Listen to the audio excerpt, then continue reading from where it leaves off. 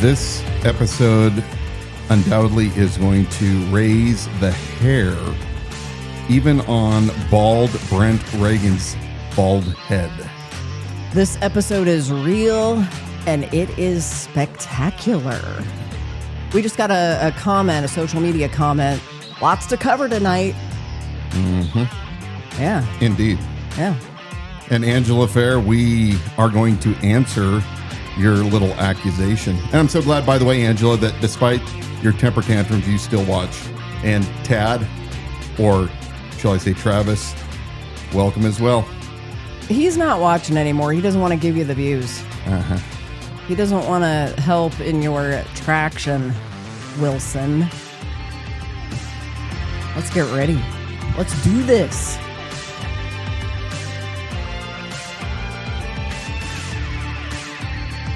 Welcome to the Liberty Without Compromise live stream broadcast. We are the only live, local, politically conservative, and liberty-minded program in Kootenai County where we expose the political power players, politicians, social influencers, and we talk to people who have differing views and opinions. We do those sorts of things. God forbid. How weird is that? We're your hosts, Dan and Donna Wilson. I'm here to screen your questions and comments. You can participate right there in that comment section when you've got something to say all throughout the program, no matter which platform you are watching. And if you're watching live, make sure right now to click that share button on, again, whichever platform that is you're joining us tonight, whether it's Facebook, YouTube, X, or Instagram. And for those of you listening back on our podcast, be sure to always catch us live every Wednesday night at 7 p.m. Then you can join in live on the conversation instead of the playback situation. Tonight on Liberty Without Compromise, you got to buckle up. This episode hits hard. We've got the Pennie Collinson versus Bob Norris lawsuit. It's back and heating up. Will it finally go to trial? Social media influencer Lauren Walker takes a shot at Dan Wilson with some nasty accusation. Wilson's going to respond live tonight. Sheriff Bob Norris claims Hayden is draining county resources, but Ed DePriest fires back. Watch their on-camera clash, then hear DePriest's side. Tonight, we've got him here. He's waiting backstage. He's in the green room right now. Coeur City Councilman Dan Gookin sparks outrage again. Why does he keep doing that? His blunt takes on Christianity have local conservatives fuming. That is kind of old news. But he joins us live to double down or clarify his point of view, then to answer your questions in his run for Coeur d'Alene mayor against incumbent Woody McEvers. No scripts, no spin, just the truth. This is Liberty Without Compromise. Now, here's your host, Dan Wilson. Good evening. You are going to be more than pleased that you joined the Liberty Without Compromise broadcast tonight. To my friends around the region, Kootenai County, Spokane County, into Montana, down south, through Boise, Twin Falls, and beyond. Very special welcome. Those of you from Rio Linda, in the words of Rush Limbaugh, there is still hope for you. We're glad that you also joined us. Now, I would highly advise those of you who like a good spirit, and I like to drink good whiskey. You need to stop that. If you're going to be in optimal health and be able to run the course, man. So tonight is the perfect night to pour your favorite beverage, to light up a cigar. In fact, I would love for my friends out there that smoke cigars to send me your preferred sticks. Maybe there's one I've not yet tried. We've been going the rounds to the various cigar events this past weekend. Had a great one out at Stogies and Stories. My father came to that event, My Father Cigars. I was like, your father? Or my father Cigars. Your father or my father? We went to the Northern Quest Casinos cigar event the next night. Yeah, that was fun. Yeah, and surprise, surprise, they have barbecue. Liberty-minded people don't get tied down to legalism. And I'm very secure in my faith in Jesus Christ. And I absolutely have no problem partaking. If you don't, then that's pretty fine too. Get your own cup of coffee or whatever your beverages because tonight we have much to cover. Now, we have been following for quite a while this Pennie Ann lawsuit. We're going to go to our very first slide, page number 1, as we get this show on the road because there's much to cover. Let's do it. This is hot off the presses. It was filed on the 11th, so just a few short days ago. In fact, before the weekend, as you may recall, Pennie Collinson has accused Sheriff Robert Norris, first in a tort claim that was not answered by the county of Kootenai County, rather. And she ended up filing this lawsuit only to have judge after judge in Kootenai County disqualify themselves, drag it out. Finally, Pennie was able to get a hearing here just a couple of weeks ago. The judge then informed Pennie that her lawsuit was incorrectly filed due to the obtaining and filing of a bond.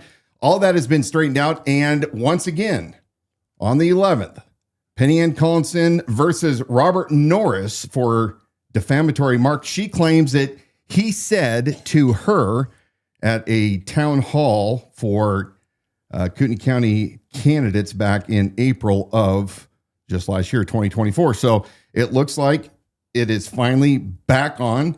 We'll see how many judges disqualify themselves before they wind up finally getting a judge, most likely out of county again. I can't imagine that any judge here in Kootenai is going to take it, but it is going to end up finally in court and probably the precursor to the pending Dr. Bornpole lawsuit that is heading probably the way of Bob Norris and the KCRCC and many other actors. Yeah, it's funny how much locally we're just not talking about that. And we got a sitting sheriff who's got all this going on. Yeah. So for those of you who are new to the Liberty Without Compromise, again, my name Dan Wilson. I ran against Sheriff Robert Norris unsuccessfully, I will add, in 2024 in my attempt to overthrow his current stronghold on the county of Kootenai. I was not successful, but the message that we began to preach, if you will, to all of those in Kootenai County and beyond was one of liberty without compromise. And as people who adhere to the Constitution, to the Bill of Rights, and hold true to the arguments by those great framers, those founders of the Constitution, not only those that fought the War of Independence, but then eventually joined together to frame and argue and to eventually adopt this great Constitution, a constitutional republic, and our Bill of Rights. We listen to what they have to say and we interject it back into the daily conversation in an attempt to remind you of your birthright, of the very sacred things that government has an obligation to defend and uphold. Among those are life, liberty, and property, aka the pursuit of happiness. And that's exactly what we do on the Liberty Without Compromise. So you're going to find that we, Donna and I, talk to many people who don't agree along the lines of everything that we do. In fact, you and I do not agree on everything, and we're joined together. Yeah, we sit and have cigars some nights, and we have heated back and forths. And I think that respectfully, and I think that's a good reminder that if you expect everybody who subscribes to a certain ideology or political party to agree on everything, and if they somehow do, and they're all repeating the same message, you got a problem, because that doesn't even happen organically in relationships. That doesn't happen. Now, there are so many people that I disagree with and I'm constantly at odds with on social media, in the public. But I want to say this, and I don't say this often enough. Most of these people that I disagree with, fundamentally, when it comes to their liberty, to say so and to believe what they believe, I do support that. We may differ on our beliefs on how government functions, the things that should or should not be part of public discourse and or allowed in our social lives. But despite all of this, remember that I may disagree with you. 10% of the time. I may disagree with you 99% of the time, but in the case of even Dr. Borenpole, and this is for Angela. Angela, I want to remind you of this. This is kind of where I believe you kind of went sideways. You thought that my attack on Bob Norris was because of my absolute dislike of him. And you're right, I have a massive dislike of him. But above all, I was appalled at the fact that Dr. Borenpole's constitutional rights were violated that day. And so many of those in attendance that did not stand up for her and her rights, despite the fact that you think that she was causing a scene and that, she brought it upon herself. When it's your turn, when it is no longer you in the majority, and those that are of the opposite political view have a similar town hall, and a Republican, and I dare say a KCRCC Republican, has one of these instances where they voice or behave in a way that you don't think is correct. What are you going to do when your rights are violated? Are you going to claim that, well, it only matters because it was me? And I'm on the right side of history. I'm the right political persuasion. Or do we remember that in America, every last person is guaranteed the same rights, and that your local sheriff should be steady and strong and understand the Constitution more so than anybody else, and should uphold your rights? He should also be extremely steady and strong, a leader, calm under pressure. So, Angela, I know that you're making a lot of accusations lately. I would remind you of the things that we do agree upon, and then maybe have some introspective conversation, and maybe come back and we can have a civil discussion. Now, but before we move forward, many of you have joined us since we started the show. I want to let you know we've got Coeur City Councilman Dan Gookin waiting in the wings, and then we will also be actually first slated up coming up here real quick. It will be Hayden. Is he city councilman? I want to get his title correct. Hayden City Councilman Ed DePriest, who got into a little, went toe to toe with Sheriff Bob Norris the other day. So we got those things coming up here real shortly. Yeah. Also, share this stream. You're watching live with us. Share it to your page or profile. Go ahead. Well, I'm appreciative of everybody that is on tonight. We have quite a few of you already. Let's talk about, while we're at it, those that oppose us and those that are fond of running their mouths, more so than some people, and propagandist and spreader of lies. I had such an interaction that I'm going to be covering right now. We've got that on slide number 2. This is from online fanatical poster. I don't even know if she has an actual real job. Does not seem like she does. Yeah, Rogue Lou. Now, Rogue Lou it seems to be extremely, extremely close with Senator Brian Lenny and Representative Heather Scott. But she runs a lot of interference for the political powers around the state, especially during the legislative session. But apparently I was brought into some argument that was going online and was sent to me. And this quote, and this is what really got my little bit of hair that I have on my head on fire. No, Rogue Lou is her X handle. It is indeed. Do we care what her name Lauren is? Walker. Okay. Yeah. Lauren Walker. A little more context, because she probably runs in some of the political circles here. Yeah. And I believe she's up here in Cooney County. So she posts out, somebody made a comment, and her response is, everyone is free to be an idiot. Dan, talking about me, is currently cozying up with abortionists and child transing lovers. You're more than welcome to want that to rule our county. I won't, but you do. Well, first of all, I'm going to say, Lauren, you are a bald-faced liar. You are a fat-mouthed liar.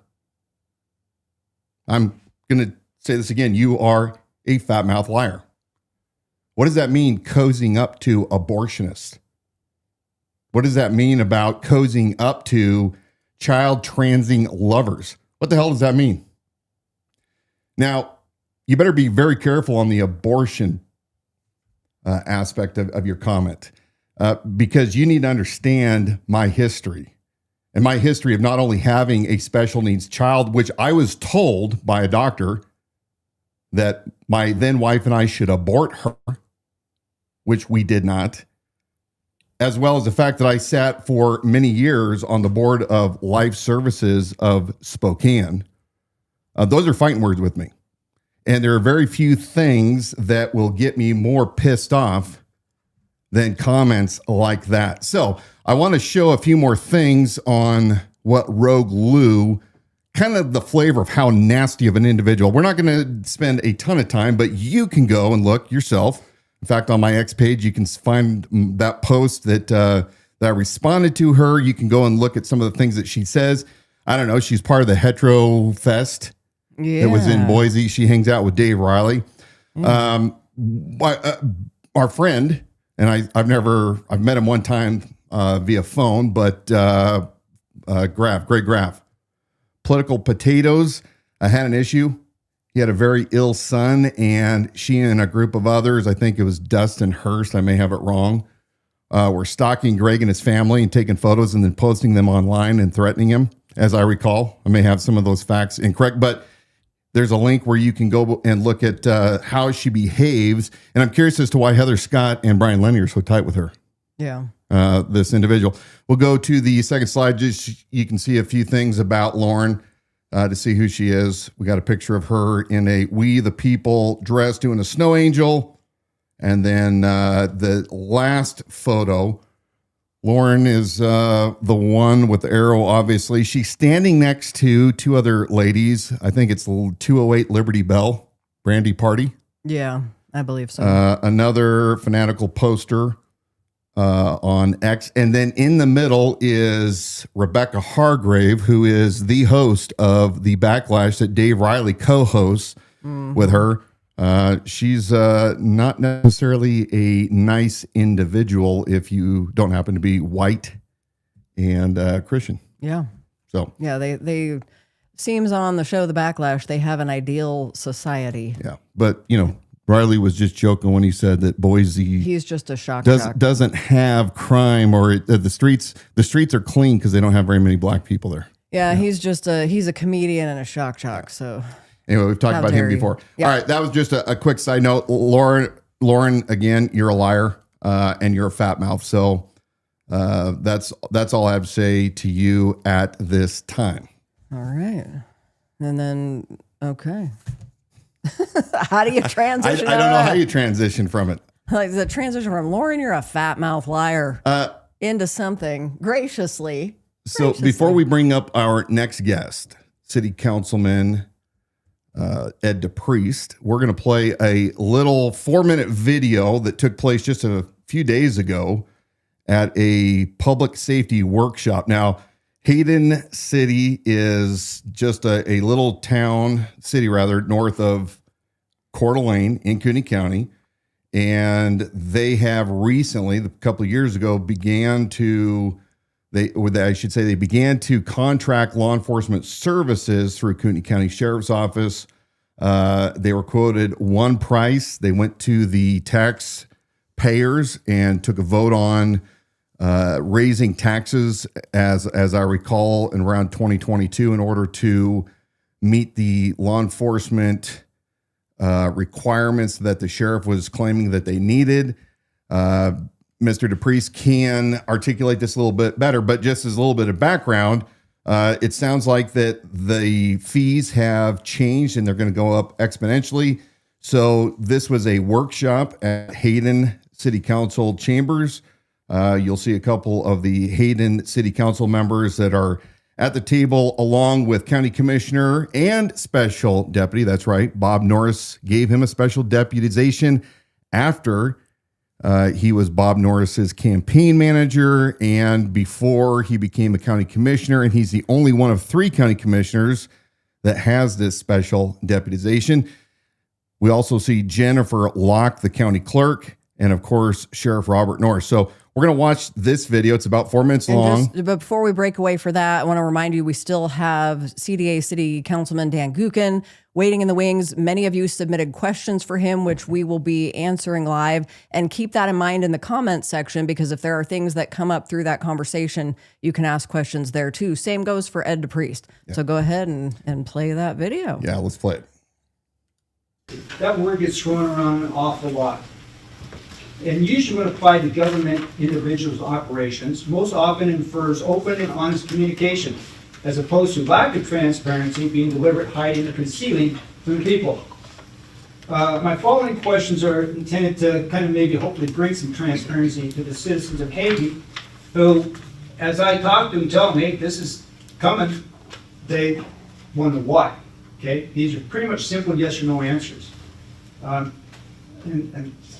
I think we know the answers. Was Sheriff Norris authorized to represent the Board of Commissioners in negotiations to contract with the City of Hayden?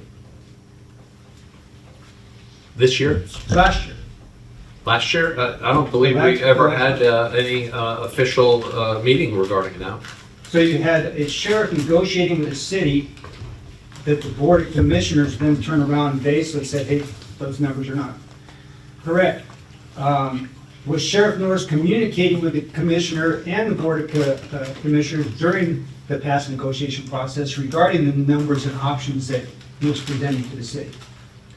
I don't believe we had any public meetings related to that. So the commissioner and the sheriff were not communicating on what the sheriff was presenting to the city that the Board of Commissioners were going to have to approve.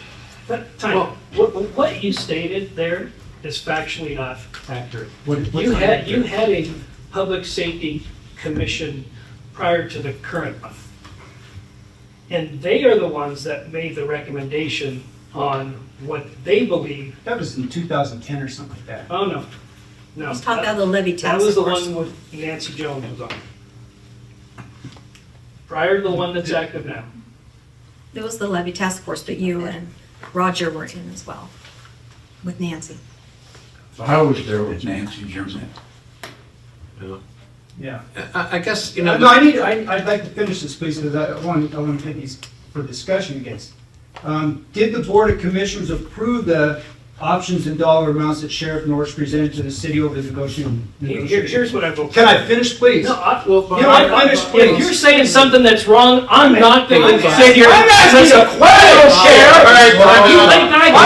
It's obvious. It's obvious you don't care. I'll talk when I want to talk. When there's something that's being said that's not accurate. Ask a question. Stop. We're gonna have a recess. With Sig 5. All right, we're way off track here. I'm asking a question. It's wrong. Bob. Then say it's wrong. Let him Yeah, I told you it's wrong. Yes, King. Oh, they're fixing to have it. Yes, King. Come on. I was asking a question here, and he's taking over he thinks he's the king of Coeur County.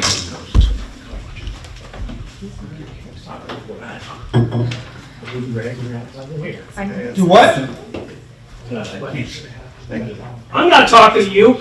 Good. Come on, guys. Well, I was asking him questions. Okay. What you're saying is wrong. I asked a question. He could have said it's wrong. You never said take a break. Take a break. This is ridiculous. Yeah. Always makes an ass of it. I told him to adjourn the meeting. All right, I think we get a pretty good picture of that interaction between Chief Law Enforcement Officer of the county, Sheriff Robert Norris, and City Councilman Ed DePriest. So those that claim that I was doing a little editing earlier, you're incorrect. We were showing the highlights. We're going to go ahead and bring on City Councilman Ed DePriest, and we're going to get kind of a little background, what led up to this and what we're looking at towards the future for the city of Hayden Lake, and I keep saying that wrong, the city of Hayden. Oh, there, yeah. In their public safety. So Ed, welcome to the Liberty Without Compromise broadcast. Well, thank you, Dan, for having me, and I appreciate the opportunity to have this discussion. related to what happened there. So go ahead and I guess fire away. Where do you want me to start? What do you want to know? Well, so my understanding is that Hayden has not had its own law enforcement department for as long as probably decades. Yeah. So based on that, kind of give us a little history how in 22 you guys ended up making this agreement with the Kootenai County Sheriff's Office. Sure. For 22 election, where the city did put the question to the people as to whether they wanted to increase the tax, the base tax rate to pay the demand by the sheriff through the county. It was a few months negotiation process where the sheriff or his representatives would provide the city with information related to the cost. To make a long story short, they gave us several options along with the cost for those options. If we had 6 deputies, it was going to be this, 8 deputies at 10 this, 12 up to 23 or 26, I think is what the sheriff recommends. He wanted us to have like 23, 26.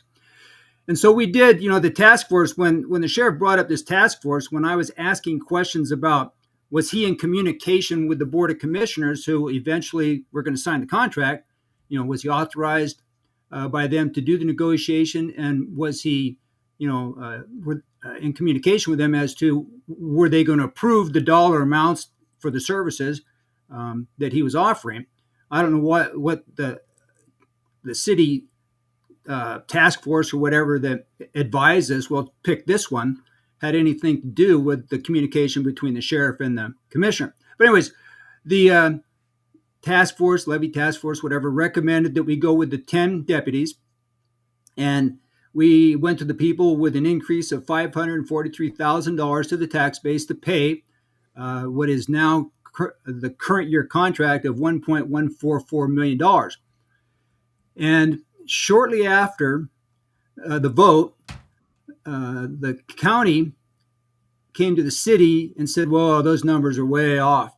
The county wants to see a 5-year plan as to how you're going to pay for the increases that are going to come along."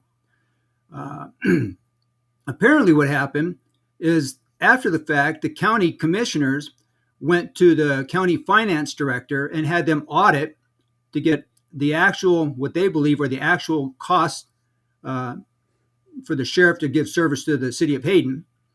And I was basically trying to get to the point of, why didn't Sheriff Norris go to his county finance director and ask for that audit so that he could have those actual numbers and factor them into his presentation that he presented to the city before we took it to the people, so that we could have given them the actual numbers instead of coming back to us now. And we're basically going to have to go back to the voters again and say, look, the county is telling us that this year alone they want to go up to about $1.8 to $2 million for the same service level. They have told us that they expect us to increase our budget to that of the surrounding cities, what they budget for their law enforcement. And the closest one to us is probably Rathdrum, and their budget is about $2.9 million. And if you look at what it costs per $100,000 of value, property value to their taxpayer, and apply that to the city of Hayden, the city of Hayden on a $500,000 house would bounce up from $613 currently to $1,255. Wow, double. More than double. And that's, the point I'm trying to get out is, either way, whatever direction the city goes, if we stay with the sheriff, if we were to form our own PD, it would be extremely expensive to start and all this. Or if we contract with another, the people have to understand, if you want this level of service, you are going to be paying more over the next few years, no matter how you look at it. Let's back up just a little bit here. Yeah. So in 2022, Sheriff Norris came to you guys with in essence, a proposal and said, hey, we believe that you need 10 deputies. Well, he said 23 is what he thinks we need. But originally, when you guys came up with the 1.144 million, how many deputies? We picked the option of 10. Got and it. the cost Okay. for that option, yeah. So you have 10 and you guys go to the voters in 22. November of 22. Okay. And they go ahead and approve another $500,000 tax increase. And how big is the city of Hayden population? Roughly 18,000. How much? Roughly 18,000, I would Okay. say. 18. Okay. Yeah. So at what point then did they come back in and say, hey, this is not enough? I just want to make sure we got the timeline correct. Yeah, I don't remember exactly when it was. If I'm offhand, it was shortly after the November election. I'm thinking probably early to mid 2023.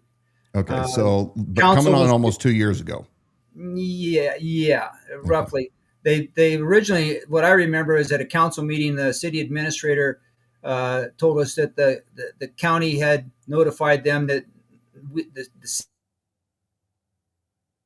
that the county wanted to see this 5-year plan of how we're going to pay them what will be significant increases for the same level of service. Okay. So it's fascinating to me that, by the way, I've had several friends who reside and people that I'm not even friends with that reside in your city that have reached out to me for the past year plus, and especially the past several weeks, as they're concerned about this agreement. So basically, it sounds like that the sheriff, when he gave his original projection for the 10 deputies, that he grossly underbid that. Is that a correct statement? Well, that's according to what the county commissioners said. I'm guessing they had him do the audit. Their finance director came back and said, no, this is what it actually costs. And so I don't know where the sheriff came up with his numbers that he was representing as what he represents the cost for service. And then a period of time later, the commissioners basically come back and say, well, no, that's where he got his numbers, how he got them. I don't know. But yeah, basically it is roughly half. He presented us half of what the county commissioners are saying. And, as I'm listening to this and I've observed last year the contract between Hayden and basically the KCSO / county, you guys were provided with how many, and is it 24/7 coverage by deputies? Is that what the agreement's supposed to be? Well, to back up a little bit, I went on several ride-alongs to see what, all the different shifts, to see what was actually going on, what the situation was like in the city. And my dad retired as the chief deputy of Los Angeles County Superior Court. I have family, LAPD, LA Sheriff, Muni. I've been doing ride-alongs since I was probably 13 years old. I can't count the number of ride-alongs I've gone on. So I'd go on these ride-alongs, and we'd go on calls, and at times the deputy would have to wait, 20 minutes for backup at a domestic or something at 10 o'clock at night. And that is just, you can't do it. And so I advocated. What I wanted to see was that we had 2 deputies on duty at all times, especially during the day and the swing shift. Graveyard, it turns out, is basically a roverish type of situation. But we were told that with this 10 deputy situation, it would allow the scheduling of, barring unusual circumstances, having 2 dedicated deputies in the city of Hayden, in particular during those 2 shifts. Now, Councilmember Roeder continues to ask for it. And at the meeting I had last night, one of the community members said, how do we know we're getting what we're paying for? And we've been, the city has been trying to get, some documentation, or are these 2 deputies on duty? Are they in the city of Hayden? What's going on? And for about a year and a half now, the sheriff has been unable to provide any kind of documentation. About a year, what was it? Almost 2 years ago now, a year and a half ago. For about 2 months, they provided some form of time documentation, but it was faulty, and they claimed it was. And I've seen those logs, and yes, they 170 hours in a week or whatever it was by one deputy. Yeah. But since then, it's basically trust us. Mm-hmm. Yeah, so, and no real transparency for them to show you, those of you that are representatives in Hayden, any proof of the actual man hours and what they have accomplished in your city? We get a monthly report, the various calls and this and that, but Sure. it has nothing to do with the the deputy hours and the like. Right. And something I find really concerning or odd, they're able to provide a documentation of their costs and down to almost the paperclip, but whenever we ask a question about something, they're unable to really give us any hard numbers or hard answers. So that has me a little unsettled. Why can't we get a straight answer on a lot of things when they're able to go down to the dime when they want to document something on their behalf? Yeah, I mean, CAD RMS, which is Spillman, that's a software that's used for patrol and dispatch. They absolutely, I know that Spillman has been around for a very long time. And from those that I've talked to, of course, in Spokane, we used a couple different competitive providers. But those that I am in contact with that are still using Spillman know that they can set those filters to give them exactly the information that they want. And as well as the GPS in the cars, they should be able to give you a record and be able to provide all the amount of time that those units, those cars assigned to Hayden, are in the Hayden city limits. So, but going through all of these frustrations where your lack of transparency, the lack of ability to get solid answers, and then this basically pulling the rug out from under you to where they're now saying, hey, more or less, we miscalculated what it's going to cost, and it's going to be significantly more. You guys have had these public safety workshops for a while. I know I attended at least one of them last year during the campaign. And this latest workshop, where your now famous interaction with Sheriff Norris took place, give us a little background what that event was for. Just last week? Yes. Well, it was to hopefully, as you noted, Commissioner Matari, Clerk Locke, the finance director, and another lady I think was an auditor. She was never introduced, who was sitting across from me, and the mayor, the council members, the city administrator were there, and it was hopefully to kind of come to an understanding of what services are we going to get. How much give us and earlier in the meeting, I said, what do you guys want? Give us a number. We can't this, again, you have to pick what you want and we'll tell you. It was to try and understand where everybody was coming from. It was advertised, for lack of a better term, the county justifying their demands, their cost to the city as if the council was not already really aware. I'm not going to, if those are their costs, and this is what I repeatedly have said, I'm not arguing their costs. I'm not saying they're fudging their costs or anything like that. If those are their costs, those are their costs. Okay. I'm saying that the people are the ultimate ones who are going to have to decide how much they're going to pay and for what. And we need to know if we're only going to pay X for X, what is it? And the meeting, and basically to get back, was to try and hash out some of that gray area, I guess, for lack of a better term. Yeah, and the sheriff's office should understand, especially Bob Norris, having supposedly in his back resume, managing large incorporated cities there while he was with LASD, even with the Coeur County Sheriff's Office. He knows that you, in order for budgeting, have to be extremely precise. I watched the June 10th budget presentation from the KCSO to the county commissioners, and they were going down line item by line item down to hours and hundredths of a dollar. So I understand where you are just simply saying, give us a number so that we can be transparent to our base, right, and and ask the people, the voters, because ultimately you and the city operate at what? The consent of the people, correct? Bottom line, I have to add something here if I can, and that's obvious, a long video, and you don't have time to show all of it. Right. But when I questioned, I said, these are the numbers the sheriff gave us. And Matari says, well, you should have verified them.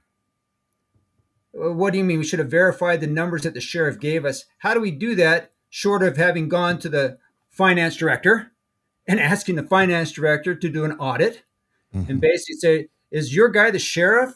Is he giving us the right numbers that when we assumed, I know what they say about assumed, apparently, we assumed that the sheriff had gone through that process to get the hard numbers, and it's not up to the city, as Mr. Matari suggested, for us to verify the numbers given to us by the sheriff. Yeah. So going back to this clip that we just played, it's clear that you are attempting to ask questions. And by the way, for those out there who want to know where this video can be found, I found it. It was sent to me on Rumble. I'll get the link and put it in the comments section. Coeur d'Alene, Freedom Watch, that's Jeremy Loken. He's been involved with all sorts of videos in the county, to include the town hall event where Coeur d'Alene police had to serve a warrant to get that camera footage from him. But yeah, he shows up at a lot of these events. And so if you want to see everything in the entirety to make certain that we're not spinning it a certain way, you are more than able to go and take a look at this. So Mr. Ed DePriest, prior to this, had you had any kind of feuds with Sheriff Norris or Commissioner Matari? No, in fact, I felt the sheriff and I in particular had a pretty good relationship, for several years now. And as I say, I advocated for the extra deputies and what have you.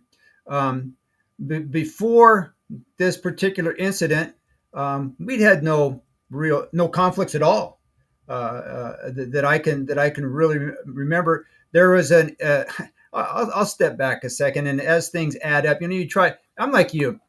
I've heard you say, I try to give people the benefit of the doubt. And until I get burned, for lack of a better term, I trust people.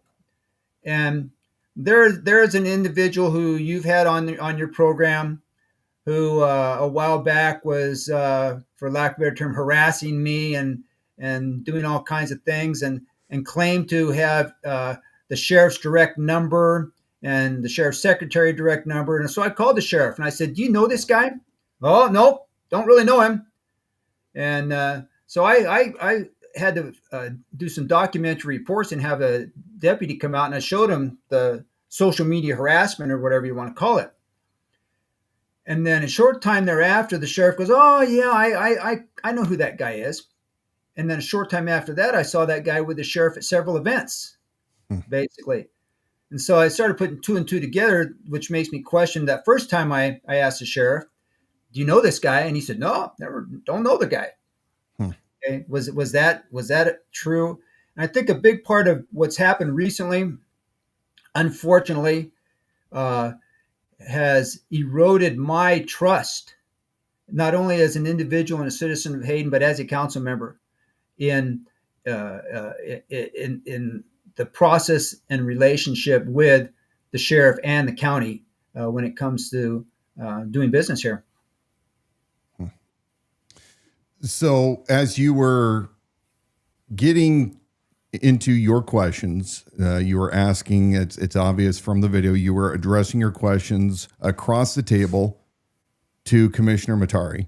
Right. And at some point, you had made a statement. The sheriff contradicts you and says, basically, no, that's not correct. It looks like Councilman White corrected something about this alleged public safety meeting or something that took place not in 2010, but later than that. It was 2022 probably. Yeah. So after that, then you continue to try to get Matari to let you finish what you're saying. And as you are asking him the questions, at some point there, Sheriff Norris explodes and he basically says, and I'm now paraphrasing it for all those that want to do an I gotcha.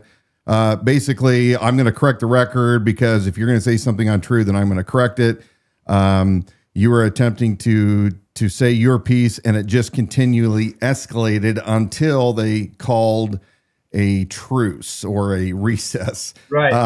And I just want people to listen to this because as you were getting up and you guys kind of did your parting shots. In fact, I wish we were back in the days of Teddy Roosevelt, because I'd actually love to see both you guys get on boxing gloves and go a couple rounds. I think that would be highly beneficial. In fact, I'm a huge advocate. I myself would like to do that with several of my adversaries locally. But anyway, so you're walking off and you throw out, yes, king, yes, king. For those of you that are right now watching this, they're going to claim that Ed was giving Heil Hitler. What do you say about that?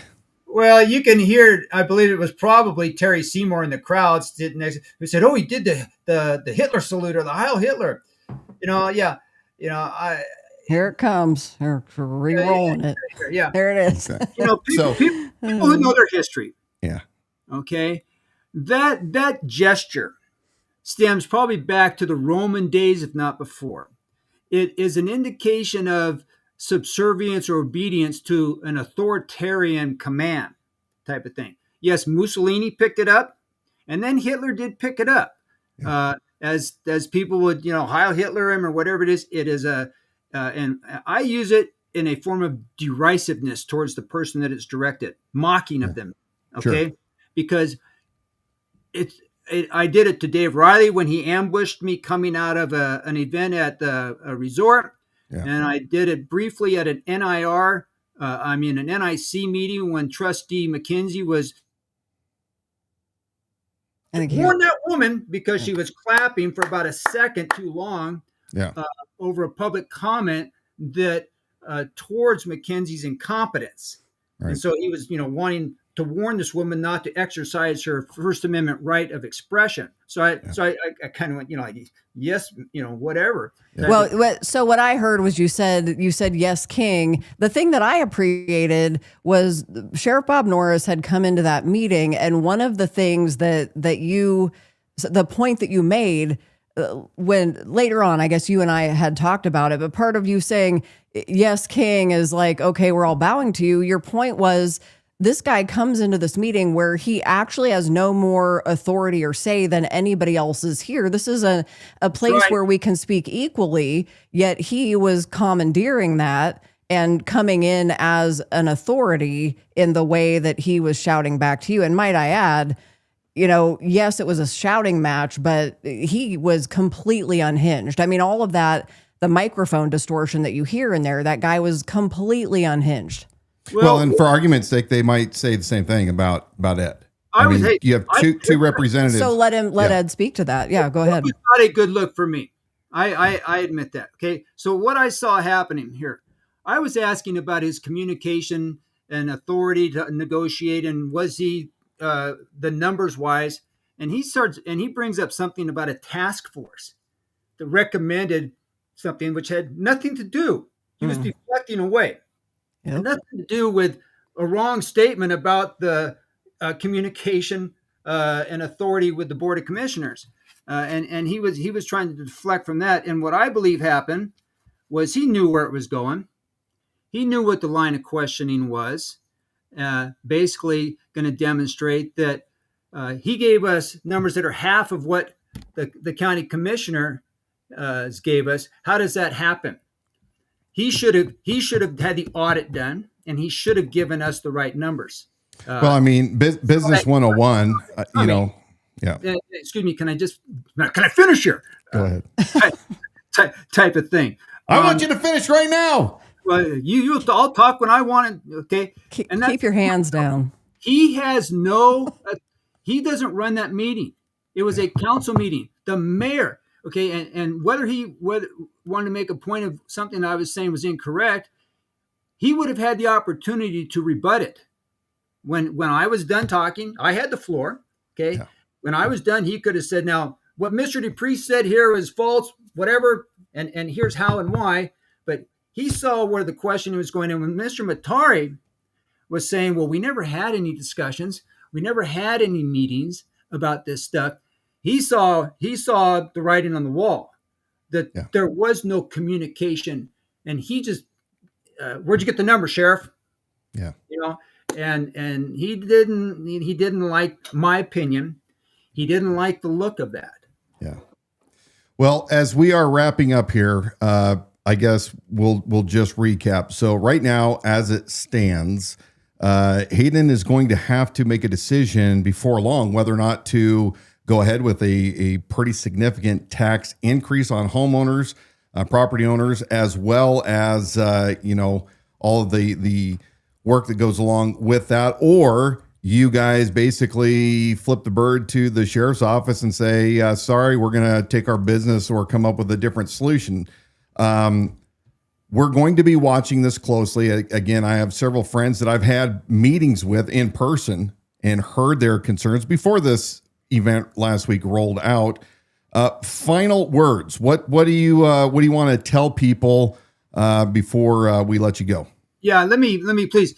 This year, there's going to be a contract, and there is going to be an increase. We're up against the wall. We can't just give them the bird right now and say we're out of here, type of thing. We realize that, and we aren't going to have to go to people this year because it looks like we're going to significantly dip into our interest earnings and some other shuffling of things in order to make this work now for this year. Moving on into the future, and based on what the county, they gave us the numbers. I've shown the documents that they get, and it's on the recording. They want us to get up to what other cities are budgeting. Very soon, the people are going to have to decide whether they're going to approve of this very large tax increase to pay law enforcement. And another thing that I try to get out there that this involves is the city is what I hear more about is not law enforcement, but it's the traffic and the roads and things like that. The 5-year capital improvement plan that the city of Hayden has to fix the roads and the intersections and the sewer and all that is $54 million in the next 5 years. We don't have $54 million. Where's the money going to come from, and where's it going to go? And I've been saying this for several years now. Hayden has had a significantly lower tax rate than our surrounding cities. We started off here, the others started off here, and 3% of here goes like this. Well, 3% of this goes like, don't want to do this again. Okay. But the people of Hayden, the bill is coming, it's caught up with us. And if you want the services of the law enforcement, whichever direction we go, it's going to be expensive. Yeah. If you want the roads fixed and whatever, it's going to be expensive.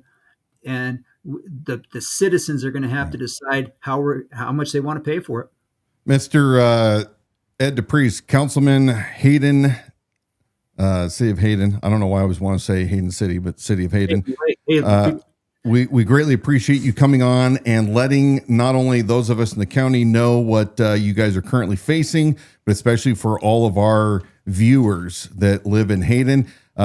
Take a look at Ed DePriest's Facebook page and see what he is saying. He's been extremely transparent. Ed, thank you so much for. Can I say one thing and then in here? Yep. I appreciate what you just said. And you and I haven't agreed on everything.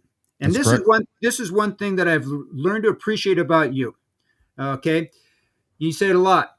You don't agree. I don't agree with a lot of things about a lot of people, but you listen to people. And the bottom line is it's all about constitutional rights.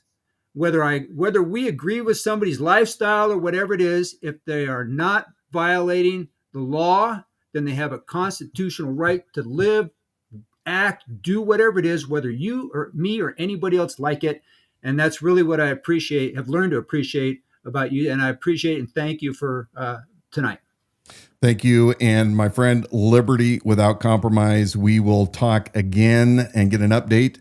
Thank you so much for joining us. Now, we have a guest coming on next. If you thought that Mr. DePriest was controversial, some of you, no doubt many of you are going to think that our next guest, Coeur d'Alene City Councilman Dan Gookin, who is running for mayor, is even more controversial. Now, I'm pleased to have Dan on so that we have a chance to ask questions.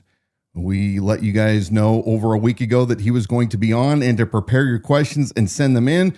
I think we have about 8 or 9 questions, so not a ton, but we're going to bring on Dan Gookin right now, and you can hear from his own lips without any distortion exactly who he is and what he's doing. So, Dan, thank you so much for joining us tonight. Well, hello, Dan. How are you? I'm better than I deserve. He's hanging in there, and he's got a cigar and whiskey for after the show. So, well, that sounds good. Now, Dan, you and I met briefly at the state fair last year, or the county fair rather, and then we ran into you when I was campaigning down. I think it was on Halloween night, downtown Coeur d'Alene, and you and I had never really spoken at all. That changed several months later when you and I got together with Donna and had a cup of coffee and said, you know what, I want to meet this guy that apparently is so controversial, and I want to hear from his own words, from his own mouth, exactly who he is. So we have not known each other prior to this year, but I really enjoyed the conversation that we had. I'm going to look forward to what we have to talk about tonight. So tell us a little bit. Where did you grow up at? Well, I grew up in Southern California because I wanted to be close to my mother. Yeah. Which is, you're born where your parents want to live. So when it took time for me to have kids, I had them here in Kootenai County. But I grew up in Southern California and was not a fan, as many people from Southern California are not. The people who love that kind of beach lifestyle are the people who moved there. So, I was an inland kid and eager to get away. So I finally fled California in 91 and went to Washington State, lived there for a year and a half, and then moved to Kootenai County in 1993. Awesome. So you've been here a little while, enough to see some changes. Now, let me ask you this. Yes. What do you do when you're not in politics? Do you have a job, a profession? Tell us a little bit about it. I know that you have kind of an interesting background, and you are the founder of something that many of us know. Tell us a little bit about it. Yeah, so I wanted to be an author, wanted to be a writer. And what happened was I was writing stuff and getting it published occasionally. The people who were really hungry for material at the time was technology. So they wanted people who knew about technology who could write. Well, I was someone who wrote, who knew about technology, so I could explain things in a very humorous way. I grew up with Mad Magazine, so I like the inspiration of Mad Magazine, and I combined that kind of insane humor with information, and the result was a book called DOS for Dummies that was published in 1991.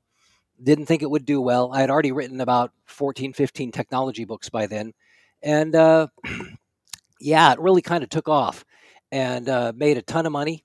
And I've written a lot of For Dummies books since then. I've written other technology books. Haven't really done anything in fiction. And now I do online training where I pretty much do the same thing, but it's in an online capacity. So I'm an online trainer or presenter, as they call it. Awesome. Impressive background for certain. I unknowingly purchased several of your books over the years. So that was interesting when I discovered that. Now, how long? And I'm not from Idaho. Remember, you don't choose where you're born. Yeah. You choose where your kids are born. You're already getting scolded in the comment section because you're not from Idaho. This guy's not from Idaho. Yeah. It's like, okay, I'm not from Idaho. You don't choose where you're born, people, but you can choose where your kids are born. And I could say, oh yeah, I was born. My family's been in Idaho so long, we sold smallpox blankets to the Indians. But that's not the case. We moved here in 93. My kids were born here. They were born in what was called Kootenai Medical Center at the time. So been here a while. Awesome. How long have you been in government? Well, I don't consider myself as someone in government. I consider myself someone who kind of works in government, been sentenced to working in government. So I was first elected in 2011 and been reelected like 3 or 4 times since then. So that's been my involvement with local government. But I never consider myself, and I think this is a problem with a lot of elected officials, is they get in there and all of a sudden they think they are government. I have never considered myself that. I am always considering myself as still the same guy who sat out there in the audience for 10 years watching a city council that never asked the right questions, that never voted the way I thought they should vote, that were just basically disconnected. It was like these are all very smart people. They run their own businesses. They've been successful. They're very involved in the community. But you get them up there, you get them in the seats, you get them to start talking, and you're like, what the hell? Yeah, indeed. And I think I've personally, along with Donna, witnessed that many times. Watch last night's meeting. It's on YouTube. You can watch last night's meeting about the HREI lease, and you will see that in action. And I have a comment in there that is like what everyone, I'm sure, what every citizen was thinking. And you should watch that video and just forward to the part where I talk, and then you'll understand it. Copy that. Yep. So since 2011, you've been a representative, always with the city council or other elected positions? Well, that's it. I mean, other elected positions. I'm also an elected member of the KCRCC. I am a member of the KCRCC. I'm having a KCRCC member on this show. Get him off stage. Remove. Sorry. I have my certificate of election framed and hanging on the wall. Yes. And I'm sure that drives them nuts. In fact, I knew the second I won that election, I overheard someone you've mentioned on this show before, not Brent Regan, but someone else who you've mentioned on the show, say, yeah, we tried to get rid of him, but we just can't. And so it's like, okay, here I am. And for 2 terms on the Central Committee, I was like the only guy there. I was the only one who would stand up. I was the only one who would vote no. I was the only one who would try to make some common sense there. And of course, now there are other people on the Central Committee who do have a passion, who are real Republicans, no matter what the other people say. We're elected to the Central Committee, and now we try to make some rational, common sense, real Republican decisions and fight what we call the cult. Yeah, indeed. So I guess this kind of brings us to your run for mayor. Tell us why you're running for mayor and give us a little background on that. Well, someone who's been in City Hall for a while, I'd like to think that we can do better. And one of the problems that we've had for the past couple of years is that there's a severe lack of leadership in City Hall. And the government really doesn't work the way it should, especially in the city of Coeur d'Alene. The city of Coeur d'Alene lacks a policy manual. There is no policy manual. So, and this is the role of the city council. The city council sets policy. Policy are the rules by which the unelected people who run the government operate. So when it comes time for them to make a decision, they refer to the set policy. Now, without a policy manual, what happens? Well, first of all, the role of the city council becomes a joke because staff is making decisions without oversight or authority of the elected officials. And that is a major dysfunction. And you may not think, oh, now we're not like in super trouble or anything. But there are problems that happen along the way where we could provide better services to the customer, to the citizens, the residents of Coeur d'Alene, and we don't, because there's this severe lack of direction and guidance for staff. So what happens is they make decisions, or worse, they don't make decisions, and they hope that a problem just goes away. And this is the situation we're in currently with a few issues. In fact, I can't talk about one because we're being sued right now because of the inattention and I would say incompetence of the way things are currently run. People run away from things. Now, if you know me, I don't. So I want to get in there, and number one priority is communications. Right now, there is no communications going on between staff and the city council, which means we show up either unprepared or underinformed, or we only have the information that they tell us. So how can you make an informed decision when you have a presentation that says, well, this is all good and there's no downside? And that actually happened once. And I'm like, excuse me, there's no downside. Of course there's a downside. Why aren't we given all the information? That needs to change, and that can change with new leadership. Well, now is the chance for us to present you questions about your positions as the voters are getting spun up to what decisions that they have this coming election. When is the election? November 4th. And so a few short months away. Yeah. And as a disclaimer, Gookin is not the only mayoral candidate that we will bring on this broadcast. So anybody else, if Woody wants to come on, we're going to reach out to him. We're going to let anybody that is currently running for this position. And right now there's only two of you, correct? I filed my C1, and that's all you can do right now is you can declare a treasurer. Yeah. So the filing date doesn't happen until August. And Okay. Woody has declared, and I have declared. He hasn't filed his C1 yet, but that's all I know about. Okay.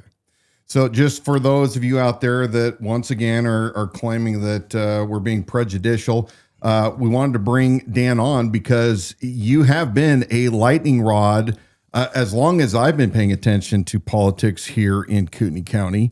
I know I have lots of questions and there's a lot of accusations. Having just completed a little over, 7-8 months ago, a year-long campaign, I kind of understand now what it's like to have all sorts of things claimed about you and how valuable it is for people to ask hard questions and for the candidate to get a chance to address those. So if you're willing and ready, we're going to start in on some of these questions that the folks have submitted to us. Well, let's rapid fire these so we can get through All right. them. And we've already got the usual kind of like starting in the comment section already. All right. This one comes from Ellis Wyatt Lenny, 1245474 off of X. He asks, ask his thoughts, that's you, about the role of local government during the crisis that's coming when the dollar collapses, civil unrest comes to Kootenai County, and the feds attempt to seize our assets. There's a softball for you. Well, that's a lot of conjecture. And I know that personally I'm ready for that. I really trust our police, so I feel that our police will always prevent anything bad from happening as far as civil unrest is concerned. As far as the city is concerned, I've made suggestions over the years, but here's the reason I'm running for mayor. I'm a councilman, and it's very easy to get blown off. I know a lot of people may not think that because they kind of imbue a lot of power in the position of a city councilman, but outside a council meeting and outside an item on the agenda, we have no power. We can ask questions. That's pretty much all we can do. And so preparing the city for something like that, I have mentioned it during contract negotiations. I've mentioned it during budget hearings. And it's not anything that anyone right now is taking seriously. It's something that I think about. And it's something that we should think about. If you know anything about the economy and you study the markets as I do, you know that things are going to get real weird over the next few years. I think we'll all be okay. But the current paradigm is going to get thrown out the window. The dollar will no longer be the reserve currency of the world. And if you're into finance at all, you need to prepare yourself for that. And I'm not going to give out any financial advice. That's all I'm just going to say. All right. So then when it comes to feds attempting to seize our assets, and final thought on that. Well, see, here's the thing. So the county passed their, their emergency operations, whatever it was. Right. And apparently I was the only elected official who actually read the thing. So I'm reading the thing, and the first thing I'm searching for in the document is mandatory evacuations, because I know that happens in other states where they come along and they say, you have to evacuate, you can't stay here. And I looked for that, and I saw that in Idaho you can be arrested if you refuse an evacuation order. So that was pretty much all I needed to read, and then I made a big stink about it. I was interviewed in the paper. Fortunately, they called me up and asked my opinion before the meeting, and I said that in the paper, and then I said it at the meeting, and I voted against it because I thought it was a trampling on our rights, and I've always fought to protect rights no matter what. The people who are lying about me right now in the comment section say I fight for people's rights, but and then other people picked up on it, and it was especially Pastor Vanoy, and he showed up to our meeting, and he's like, look at this, look what it says here. We can commandeer vehicles, we can do all this stuff. So my no vote was kind of prescient, and then the county relooked at it, the legislature relooked at it, and they changed a few things, and they fixed it. So I just want to let people know, if the feds want to come here, I will protect your rights. Yeah. And one thing that was never really thoroughly discussed is why it's so important to have a good constitutional sheriff. Doesn't matter what the law states when it comes to violating somebody's rights to life, liberty, and property. That sheriff is there to be that bulkhead in order to make it extremely easy for the rest of the county and all the inhabitants to know where the ultimate law enforcement stands. So side comment. All right, this next question from Lewis the Nationalist at Battle for Idaho. I'm no fan of Gookin, but he's the least corrupt out of anyone on that board. Would you be able to ask Gookin his thoughts on Mayor McEvers' major scandal regarding the underage abuse at the mayor's restaurant? Well, there's two parts. You can either answer or you can decline. I mean, that's totally up to you. That question's for Woody, and that sounds like a Casey Whalen question to me. And there was someone who actually showed up to our city council meeting right after Woody was shown in. This guy wore a hat that looked like a panda. So we knew we were going to take him seriously. Mm-hmm. And he asked this question. And I asked Woody what it was. And there was a guy who did something to another employee who was either underage or very young. And it happened out of the workplace. So it wasn't anything that happened under Woody's nose. And then when they found out about it, they dealt with it. And Woody will probably tell you the same story. And I think some of those allegations, again, this is, probably for a longer discussion. And we'll ask Woody that if he comes on our show. The second part of that question, or the second question that Louis had, is he'd like to hear your thoughts on the Hagedorn Corporation's control over local politics.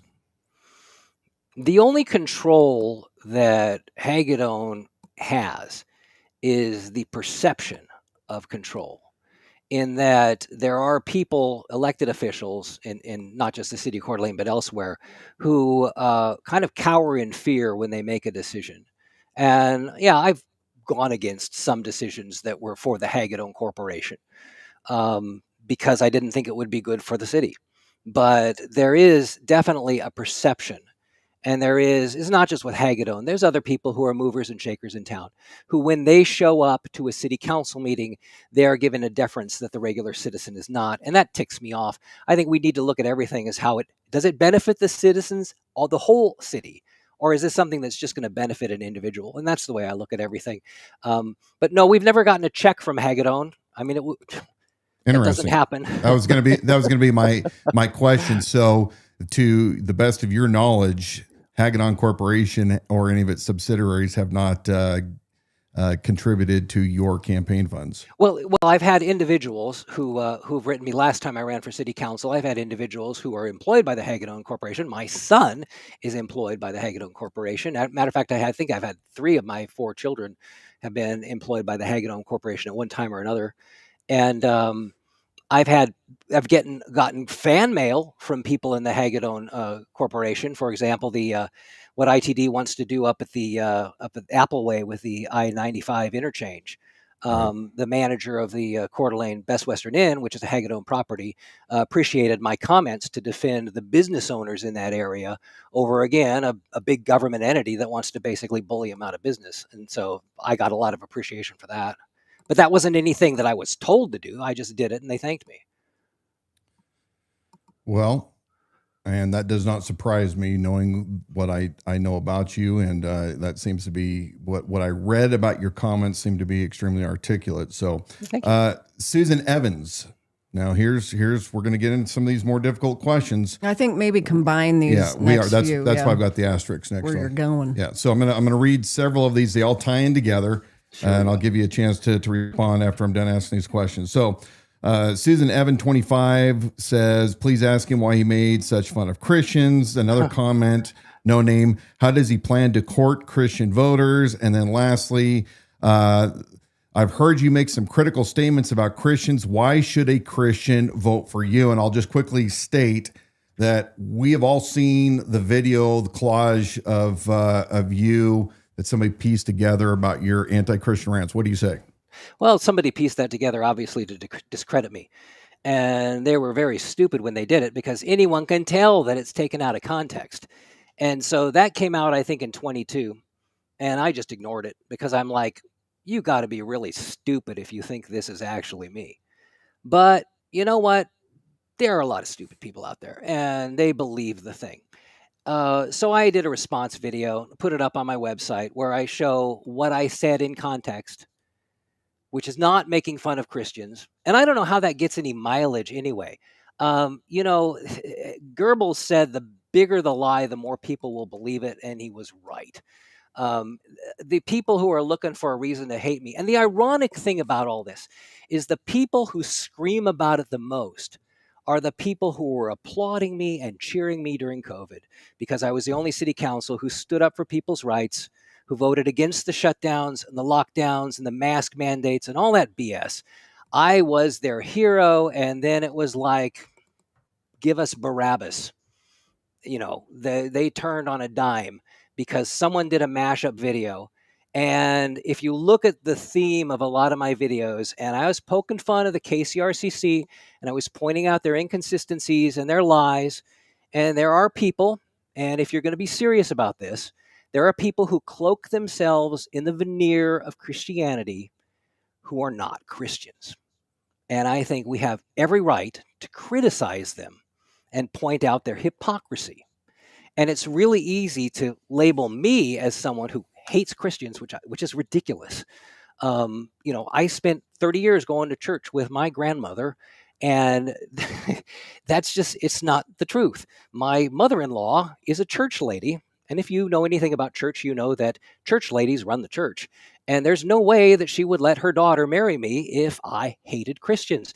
But yet this lie is so ridiculous, and it's embraced by so many people. And I think it's just because there's a type that doesn't really follow scripture per se, because being a Christian is hard. Love thy neighbor, pray for thy enemy. There's a lot of stuff in there that's difficult.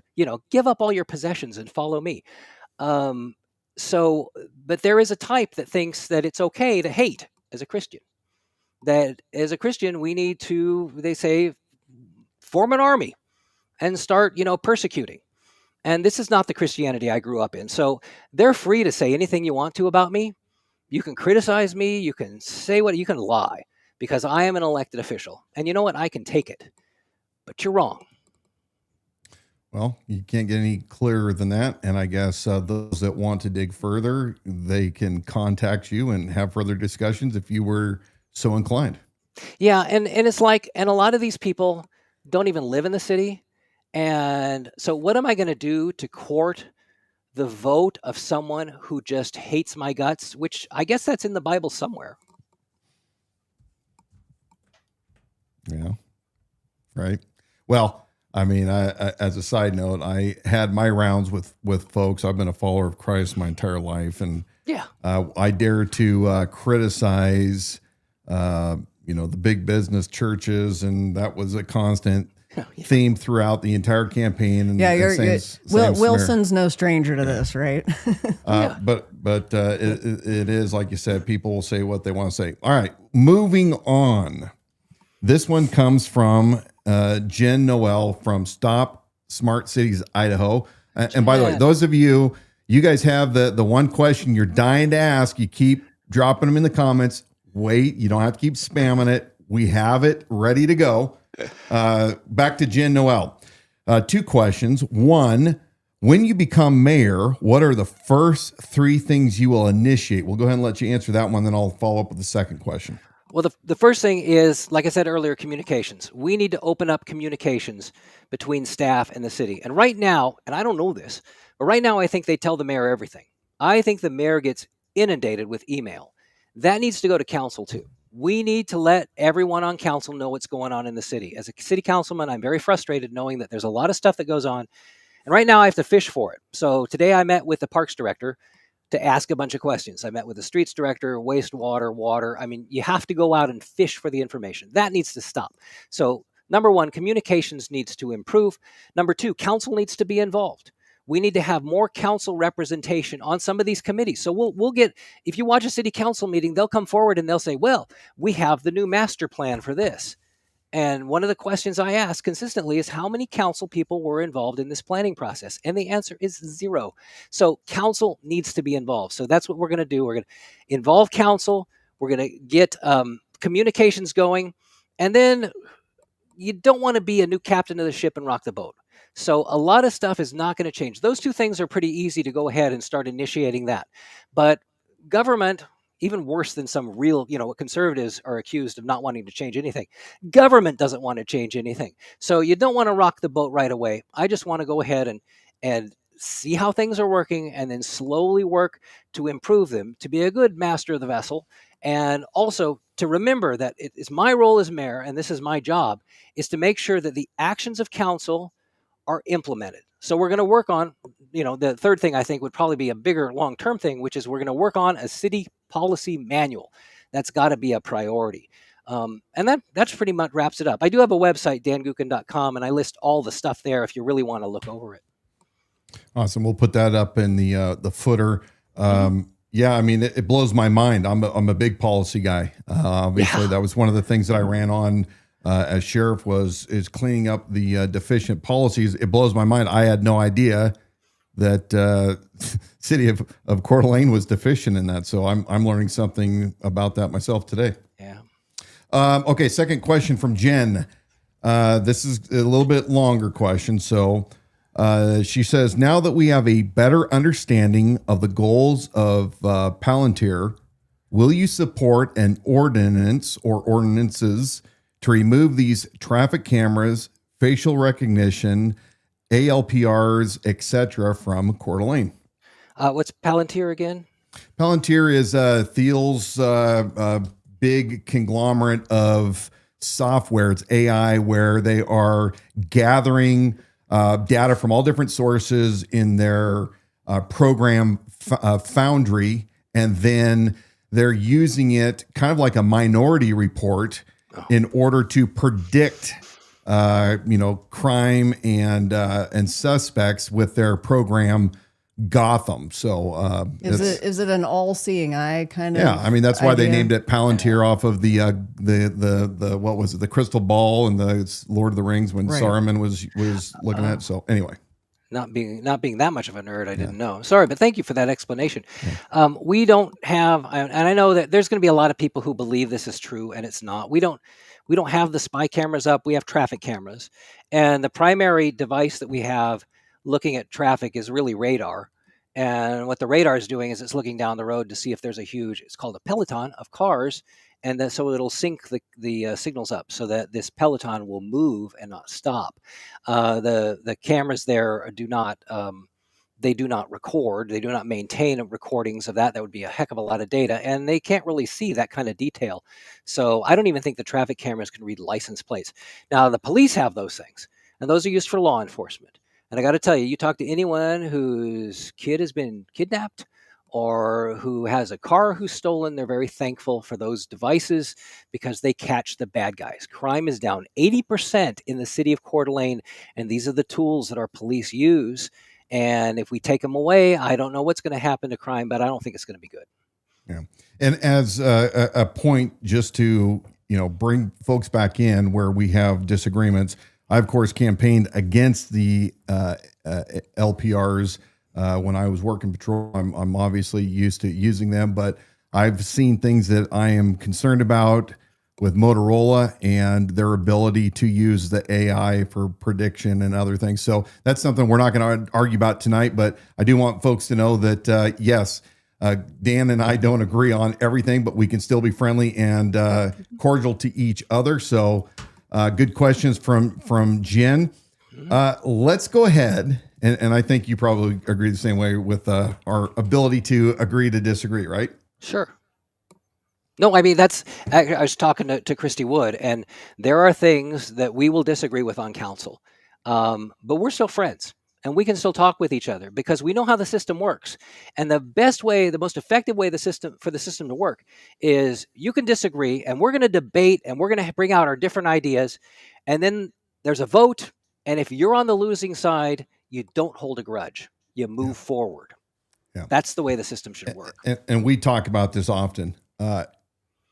Too many people are not willing to literally debate and the best ideas compel others to either adopt your position, or they strengthen their resolve through debate to say, no, I'm pretty solid in what I believe. And you're right. We've lost that ability right here in this country. So thanks for bringing well, and that up. we've mentioned many times on this program, we seem to not be into doing live debate. I mean, we're talking about online debate or sometimes in these smaller meetings, but live debates for election cycles so that we can hear from candidates. We don't do that anymore. A real debate too, not this forum stuff where they ask the same BS question to 5 people in a row, but a real debate where you can actually, someone can respond and then you can respond to them. Yes. I mean, let's see, because Yes. that's what government's really going to be, is that type of interaction, not people giving the same banal answer to the same question. Yep. All right, Montana, Antonio, you have asked this question numerous times, and we are getting there. We've got a video we're gonna play because apparently you, Dan, made a comment here on X a couple weeks ago that was taken to be, you want to, well, let's go ahead and play the video. I did a screenshot off of X, so it's not gonna be narrated. You'll hear a little bit of video playing. Hopefully it gets people enough context to see, and then we're going to ask you the question. So let's go ahead and play that. اما همه تا آخرین لحظه وایسن تا تصویر اقتدار چیدن تصویر اقتدار ایرانی و ایرانی جماعت.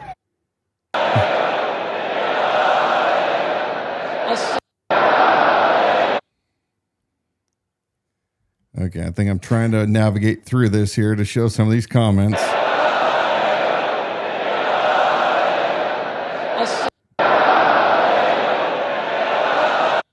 Okay, so obviously what we have here is somebody had posted about the attack on Iran, and you had made some comments about what? Why don't you tell us in your own words what you said, and tell us the story about what you meant and what people have said that you said. So again, this is something that people have taken out of context and tried to have a field day with. Sorry, can you restart that? I had the volume down there for a second. Well, so this is again something that where they take what I say out of context, and it's really obvious here because the post that's being shared is cropped. You can't see the top. You can't see what I was responding to. All you see is my response, which then the comments, which was first Dave Riley, and then it was picked up by Brent Regan and spread by the KCRCC. Complete misinformation because it was missing the original post. The original post said that Israel was targeting propaganda sites in Iran. And I said, well, they could target a few sites here in Kootenai County. Mm-hmm. Well, propaganda for Iran, propaganda against Israel. Mm-hmm. Okay, that was the thing. And then they screwed it around to say, I wanted to bomb people in Kootenai County, which is not what I said. It was propaganda sites. And so, yeah, you can see why Riley would be ticked off about that. But the KCRCC took it because, again, trying to smear me. And the thing is, it was out. If you look at the reposts and all the people who went verklempt about that, they cut off the top of the post. They had to cut off the top of the post because it put my response in context. So they were able to supply the context and lie about it and spread that information. And of course, the same people who think I hate Christians, who hate me anyway, are going to go ahead and repeat it and spread it around. But it's like, dear Lord. And you're exactly right. That was a question we got by email. And in that email, the sender included the screenshot, the one that is circulating at minimum on Facebook. We know other platforms. And you're exactly right. It was most definitely cropped so that there was no context to it, which when you see a post on Thread, you'll sometimes see in your feed somebody's response to something, and it's a provocative response, but you have to move on your screen to get back up to the top to see what it is you're even responding to. Very easy to take out of context. So and that's what they did. On your X handle, it's Dan Gookin _ political. Yeah, POL. Okay. Yeah, okay. Then I can put the Sorry link about to that. his Anyway, ex in the comments. I as well. highly recommend those of you that still want to argue this, be intellectually honest, go to his page, look at his replies, read through everything, and then decide, is what was being said about Gookin accurate, or is what Gookin is claiming that he actually said and what his intent is, which one is correct? Now, I know there's going to be those of you out there that no matter what, you're going to see with your confirmation bias what it is that you want to see. I get that. I understand. I'm just as susceptible to that with and then subjects. there's those who've received their marching orders. They know better, but they've got their marching orders and they're not going to deviate from that. So Montana says, and I assume that he's talking about Dan, you suck debating this topic and taking responsibility for your actions. What do you say? What actions are you supposed to take? What are you supposed to take? First of all, I don't put any weight behind someone who is cowardly enough not to use their real name on social media. And someone who's just going to say you suck, it's like, okay, I'm going to give you the attention you deserve. Yep, understood. All right. Wrapping up to the end of the questions here. Here's one that completely shifts gears. As every local resident knows, our beautiful Spokane River is approaching maximum carrying capacity. Safety is in question and shorelines are eroding. Nevertheless, Idaho Department of Lands continues to grant endless numbers of permits and waterbed leases to mainly out-of-state investors for pure profit, and our leaders and the 10 departments have no comment. How would you use your influence as mayor to stop the abuse of the river? It's out of the city's jurisdiction, and what I plan on doing, and something I've been asking for, to address an issue like this, that's a county issue. So, I know that the wakes, and I know a lot of residents who live on the river, and I know that this is a big issue, but it's out of the city's jurisdiction. There's a small part of Mill River that's affected by this. But what we need to do, and what we haven't done in ever, is we need to have high-level meetings between county, city and school districts, city and tribe. We need to start doing these high-level meetings where we sit down and we talk about these kind of problems so we can come to solutions. Because right now we're all operating in silos. And it used to be, back when I was first on council, we would have regular meetings. We would sit with the county commissioners. We would sit with the school district. We talk about what we have in common and how we can solve issues that will help everyone. Because our powers are limited. Government is limited. This is a good thing. But we can only do things within that limitation. And I don't want to expand it, but we can meet with the other agencies that do have control over those things and get the kind of answers that the person who wrote the question wants to see. And that's really what it comes down to. Let's cooperate and let's meet together and let's get stuff done. What changed? Leadership. Okay. So I have asked the past three mayors, so Woody, Hammond, and Widmeyer. And we did meet originally a long time ago, but when Steve was first in office. But as he was leaving office, I asked for more meetings, and of course he was on his way out. I asked for the meetings with Mayor Hammond; they never happened. I've asked for them with Mayor McEvers; they've never happened. They will happen when I'm mayor. All right. Now, I do have another question that was submitted earlier, and I'm going to tie it into one more, and then I know Dan's probably ready to. I got a couple questions myself. You got a couple, yeah, and you'll take that to the end. But it is, and I'm going to put this is a little bit of a two-parter because one of them came in the comment section, but kind of related. So, given the example of the recent closure of Life Cafe, do you have a plan to promote or maintain growth opportunities for small businesses in the city of Coeur d'Alene? And then the second end of that is, can we stop the high rises in Coeur d'Alene? Yeah. So let's talk about Life Cafe. So I saw those posts on social media, and I phoned up the general manager of the Coeur d'Alene Resort, and I asked if anything could be done to help save Life Cafe. And I did that on my own. I didn't talk with the owners who, well, I know one of them doesn't like me, but I wanted to see what could be done because I'd love to promote small businesses. And it was just a rock and a hard place type thing. I mean, they had the person who owned the building sold it. And so they had new ownership and there was a lease in place. And I don't know how that ended. I don't know how the story ended, but I wanted to help the small business. And it was too late, and we were backed up into those leases. There's another business that's trying to open downtown. It's next to Crafted. And I was contacted about that one a while back. And I have tried, again, as a councilman, there's not a lot I can do. I can just ask questions. But I have tried to get them to be open, because there's a lot of stuff the city could do better to be accommodating to small businesses. And you know what? And a lot of people will say this, and the same thing applies to affordable housing. If the city wants to help, the best thing we can do is to get the hell out of the way. And if you've talked to anyone who's tried to do affordable housing or open a business in Coeur d'Alene, especially a restaurant like the little shop that's coming in next to Crafted, they will tell you that the red tape and bureaucracy at City Hall is awful. And that needs to be fixed. It's not an immediate fix. It's not a first 3 days type of thing, but it's something that does need to be addressed. I've brought it up at our first budget meeting, and it's something that I'm going to continue to do, because the small business is the backbone of Idaho, and we need to help them. Help them by getting out of the way. We need to help the developers who want to put in the affordable single-family dwellings. And this is a story that I heard: homes that were priced between $300,000 and $400,000, and the city ended up costing them $1 million before they were even able to break ground. And that has to stop. And it can stop with a proper leadership in City Hall. Regarding the height restrictions downtown, we are working. I am part of a committee that I asked to be on, and it's looking at height restrictions downtown. We have to do that without stepping on private property rights.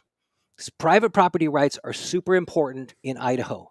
So there are things that can be done where we can encourage historical looking development, as well as keeping the height limits low. And we're at a discussion phase, and I'm working with people who own property downtown to try to figure out what is accommodating to them without stepping on private property rights, and what will be accommodating to the people who like the character of downtown.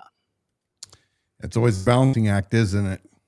You know, you say this all the time.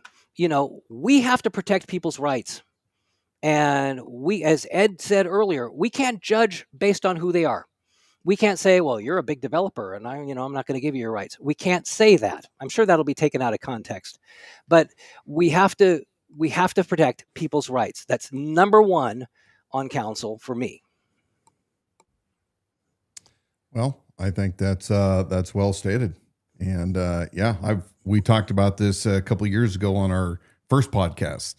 We talked about all of the prairie and Athol being gobbled up, and look, it starts out, people own these parcels, and at some point either they can't afford the taxes anymore, or they can't produce a profit off of the property. And so when it's not profitable, people can't continue, most people, to hold on to property. They liquidate it. So it is a catch-22 in many of these instances, where you have people that are motivated to sell for monetary reasons, and those that are always looking as businessmen for an opportunity. So yeah, it's definitely a fine line to walk. A great comment here before you continue.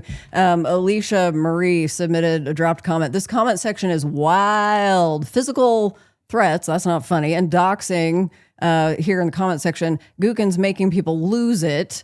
And she wants you to make maybe a book on human behavior for dummies.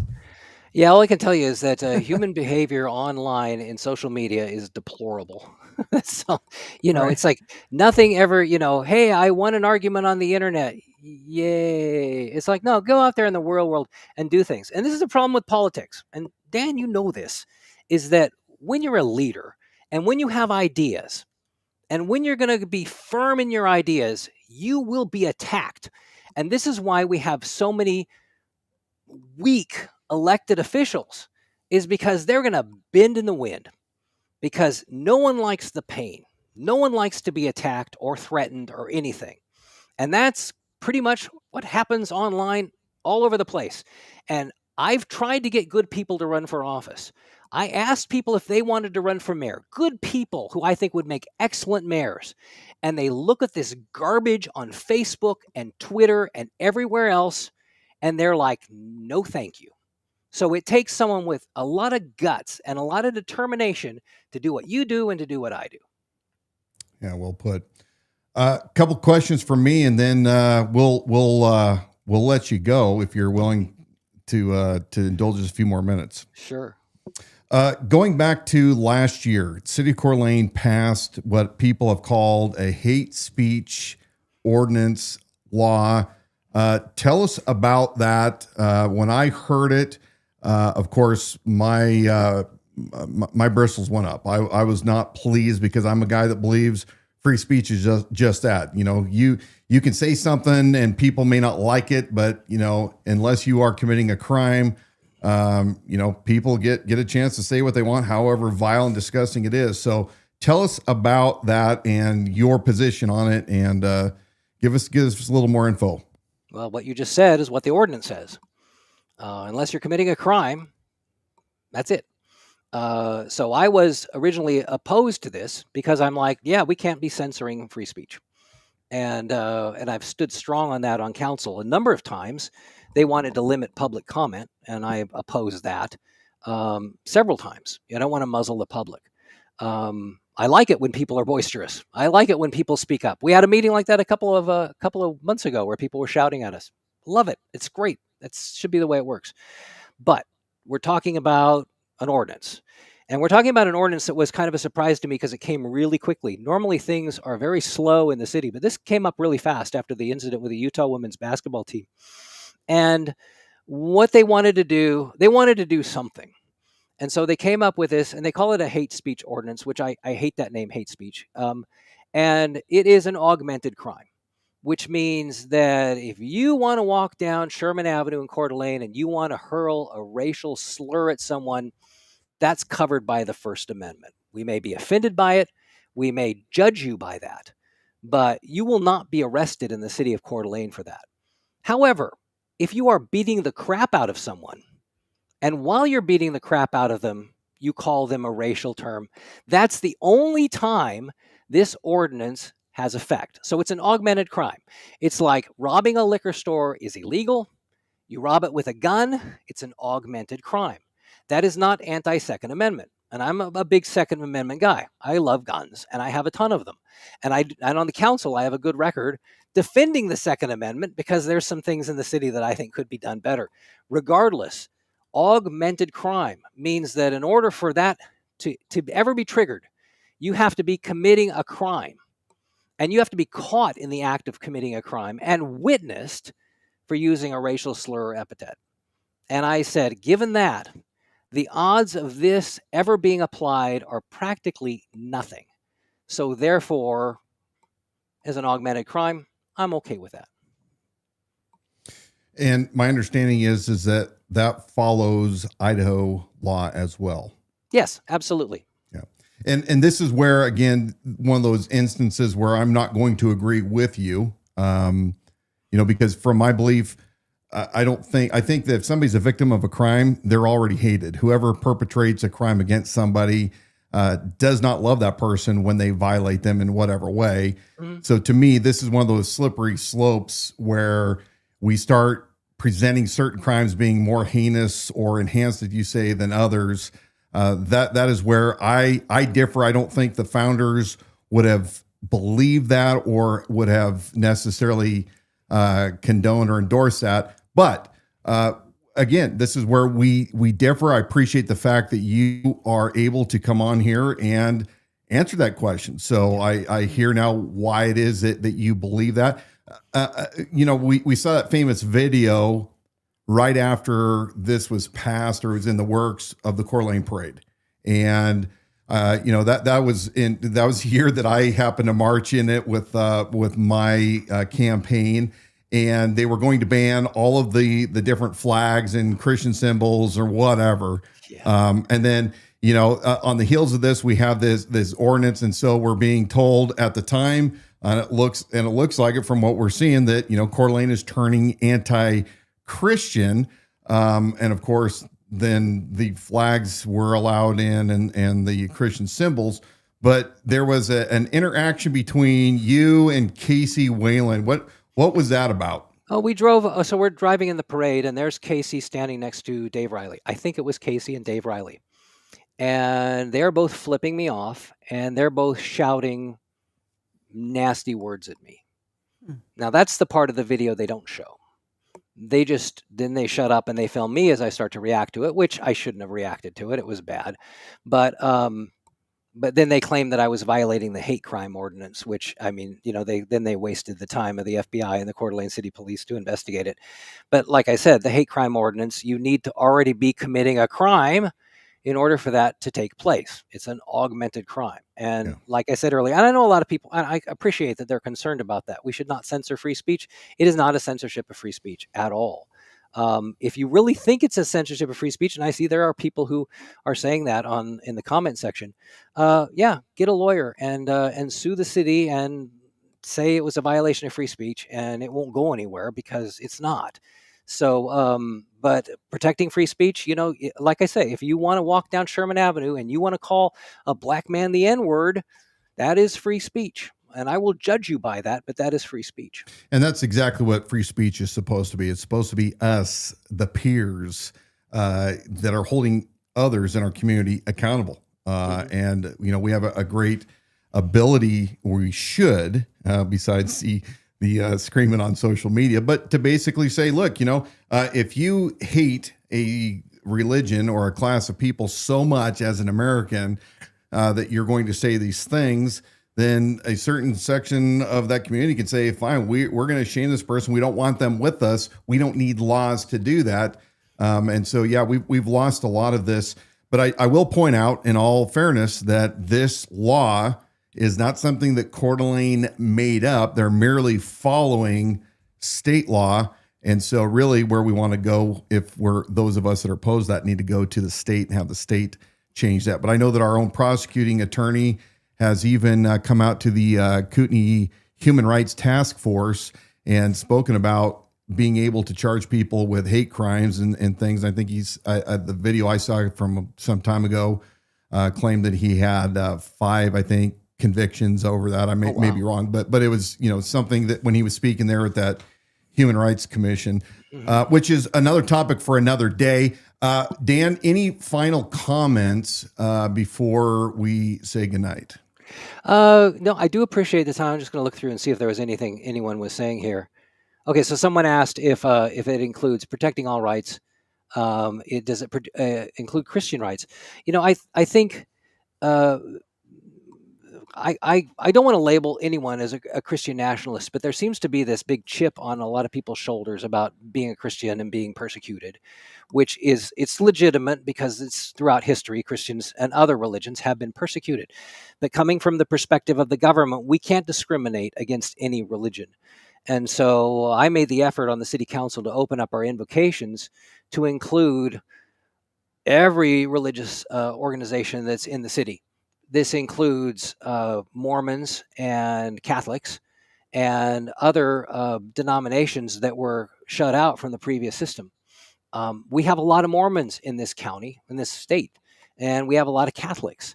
And it was sad to me that these people who are practicing people of faith were not allowed to do an invocation. In fact, our invocation last night was done by a member of LDS, and it was a beautiful invocation. So that is as much as we can do. Otherwise, we are not allowed to discriminate based on someone's faith. And similarly, we are not allowed to persecute anyone based on their faith. I understand that it's a great lie. And I understand that you can get a lot of votes by telling that lie. But it remains a lie. Yeah, and I think I go back to the event where you were speaking and you had the microphone ripped out of your hands by Terry Seymour. Passions can get extremely heated when it comes to personal beliefs and what you say or what you don't say. Dan, I greatly appreciate you coming on, and we're going to be watching your campaign. Thank you. We're also going to be watching your service as a city councilman. Is it safe to say that if people have questions or concerns, you're not hard to get a hold of? No, and I do make it a policy. It's my own personal policy that I answer all the email. If if it's like a crazy email, this, it's all in caps and it has, different fonts and stuff like that, I'm a little reluctant to read it, but I do answer email. I do return phone calls. I think that's my job as a city councilman. And for some reason that surprises people because they don't expect it. So, if you have a question, you can send it to me at the city, or you can, my campaign email is available on the website. So I'm happy to answer questions and interact with people. That's what I'm here for. And it really surprises people. I mean, the traditional family people reached out to me and said, can we have a declaration for Traditional Families Month? And I said, okay. And why? Oh, you're doing this because you're running for mayor. It's like, no, I'm doing it because you asked. That's all you got to do is ask. I'm happy to help. Well, look, we know that serving is always a difficult job. We appreciate the fact that you were willing to come on, and you knew this because I talked to you prior saying, look, we're going to ask you questions. And as long as they aren't below the belt questions, we're going to ask whatever hard questions that may come your way. And you said, you had no issues answering those. You've been forthright in answering the questions that we presented tonight. So thank you very much for joining us. And again, we'll have you back on as the campaign continues. Is there something else? He said he was surprised. I mean, if he wants to come back, maybe maybe you're one and done. Yeah. Oh, this is fun. I think you do a great show. It's a great service to the community. I noticed you getting a lot of viewers tonight, which 114. Wow. So I hope that's due to me, but I want to give you credit because you're being consistent with this. Your message is consistent, and I think people need to hear it. So thank you. Yeah. Yep. Well, best of luck, Dan. And again, your website is dangookin.com. Go there. You can see what Dan's positions are and what he's running on as his bid for mayor is unfolding. So thank you, Dan, for coming on, and we'll talk to you soon. Thank you, guys. Now, for those of you who are going to drop your comments and you're going to send them saying, you know what, we were giving softball questions, or not taking them to task. Look, we can have a separate show where we can debate some of these things that I started to allude to for my belief of areas of disagreement. But you've heard him say things in his own words, and they can't be misconstrued by sound bites that are being patched together. I would encourage you to ask him questions that you may have directly, respectful, of course, but if you truly want to know the truth, I believe that you can ask the questions and he'll be able to answer Maybe you. we'll be the only ones who host an actual debate between the two mayoral candidates. Yeah. Let's see how. Maybe we can arrange that. So anyway, we appreciate all of you guys coming out tonight to view. We had a couple good conversations back to back. Most definitely. But before we sign off tonight, I'm going to talk about a couple things. One is our famous founding father quote of the week. Let me know when you pull that slide up. I got that for you. Comes from James Madison, the architect of our Constitution. He says, "Justice is the end of government. It is the end of civil society. It ever has been and ever will be pursued until it be obtained or until liberty be lost in the pursuit." Now, that was for last week. I didn't get to it, unfortunately, but it's still applicable today, especially in this continual, unbelievable comments that are coming from Trump regarding Epstein and all of the abuse victims. Justice must prevail. We cannot live in a country where we run off of the rule of law, due process. We cannot allow, no matter what the argument is by whatever leader, we cannot allow a nation to operate where a leader would allegedly, I don't know if this is true, this is some of the things that have been speculated, would decline justice in favor of leverage, blackmail, in order to elicit responses out of the deep state or world leaders. Justice demands 100% exposure to the sunlight and people to receive the justice. Remember the widow that kept going to the judge over and over again in the Bible saying, hey, I want justice. I want justice. And finally, she was granted that justice. She was permitted, and it was a small matter, big to her, but small to the rest. In this same way, those of us who want to follow the truth, want to know the truth, want to be part of justice. It doesn't matter what the consequences are from those evildoers who've been doing horrible things, Republican, Democrat, in between, world leaders. It doesn't matter. What does matter is that truth is heard and that justice is brought for the victims. Good God in heaven can help us out of whatever mess we get into, but we first have to expose the great sins that have taken place, and people must be held accountable for that. So, we have to be constantly in pursuit of justice. Now, one last thing that I'm going to talk about tonight, and that's a couple of my friends that have been struggling. We have a couple, three that we've been talking about quite a bit. One, of course, is my friend Ron, who is recovering from cancer surgery, and he appears to be doing fairly well right now. We also have our friend that is recovering from shoulder surgery and having some complications. And then lastly, I want you guys to especially be praying for my friend Jim. Now, Jim was a constant presence during the campaign. He was the real big, tall guy carrying the big American flag. For those of you who saw him in person and or in our videos, he's also the guy that took his truck and he wrapped it with our campaign sign. And he's been fighting as a vet who survived some pretty heinous explosions in his time serving this country, is in the fight for his life. And I want to go ahead and play a little video of who Jim is. I wanted to ask you specifically to be praying for him, praying for doctors' wisdom and skill and ability to treat him in this dark hour of his. So let's go ahead and play. Dan, huh? Why are you voting for Dan? Because he's constitutional sheriff, and the man loves Jesus, family values, and country. And he's the only one I trust. Very few I trust. Perfect. That is my friend Jim. Thank you so much for joining Donna and I tonight, and special guests Dan Gookin and Councilman Ed DePriest from Hayden City.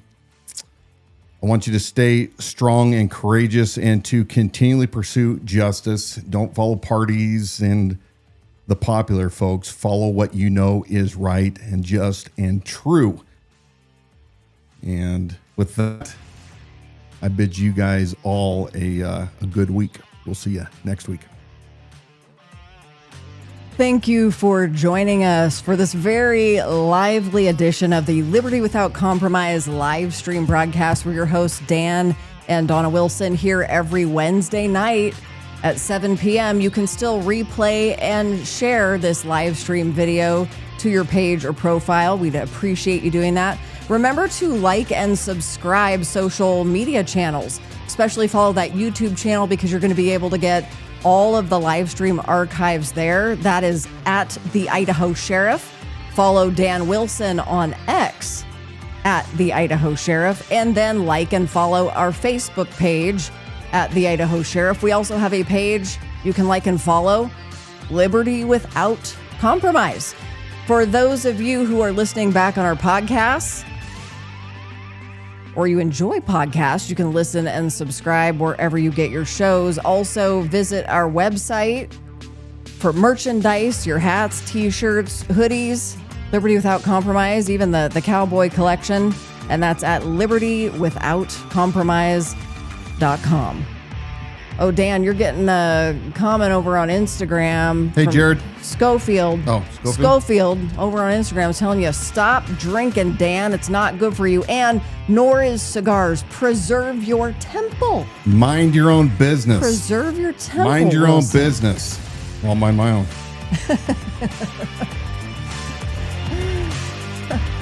Cheers to that.